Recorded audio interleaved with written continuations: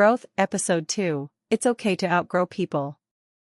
There's a quiet grief that comes with growth. It's not loud. It's not always dramatic. Sometimes, it just feels like silence where there used to be noise. A stillness in your life that used to be filled with group chats, fake laughter, endless calls, and chaos disguised as connection. But here's something I wish someone had told me sooner.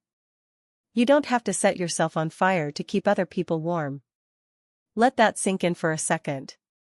Because too often, especially as women, especially as kind-hearted women, we mistake love for loyalty to pain. We stay too long in friendships that drain us. We romanticize potential in people who consistently choose not to grow. We try to heal those who would never even admit they were hurting us.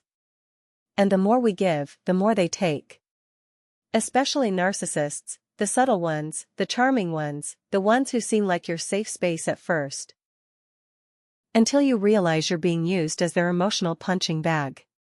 It took me a long time to understand that not everyone who smiles at you is safe.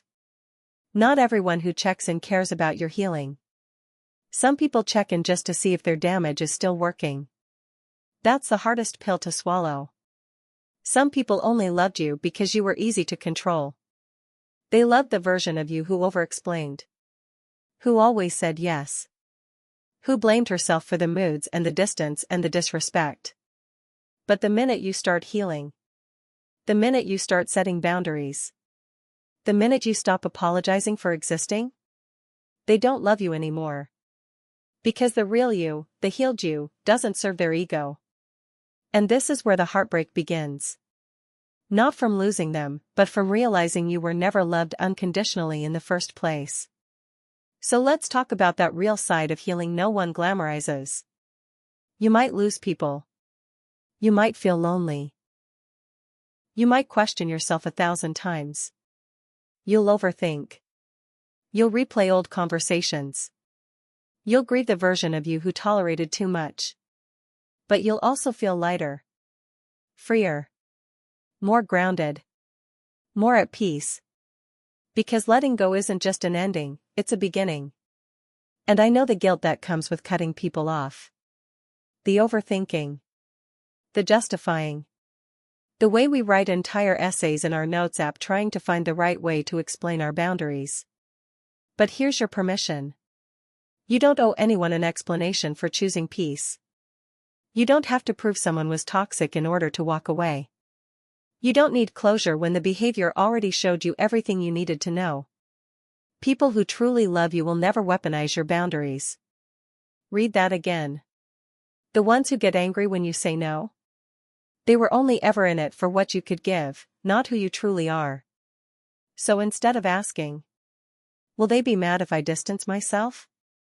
Start asking, why was I always the one making the effort in the first place? Let's get practical. If you're in a space where you feel stuck between growth and guilt, try this. Audit your energy. Who drains you? Who pours into you? Energy doesn't lie. Unfollow, mute, delete. Digital boundaries are real boundaries. Protect your peace. Journal without censoring yourself. Write the truth. Even if it's messy. Especially if it's messy.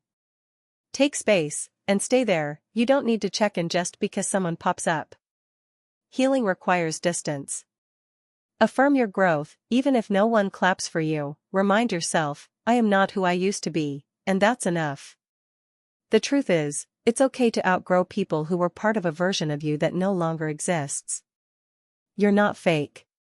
You're not cruel. You're just growing, and not everyone gets to come with you. And yes, healing can feel lonely. But you'll meet new people. Softer people. Healthier people. People who don't flinch at your boundaries. People who don't need to be begged to respect you. People who love you for you, not what you offer. Until then, love yourself so deeply that your peace becomes non-negotiable. Here's your affirmation today. I give myself permission to walk away from anything that disrupts my peace. I choose me, fully, unapologetically, and without guilt. You are not too much. You are not cold.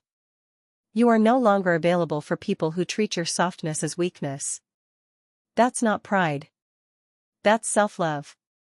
So keep growing. Quietly, boldly, beautifully. And remember, even if no one gets it, you do.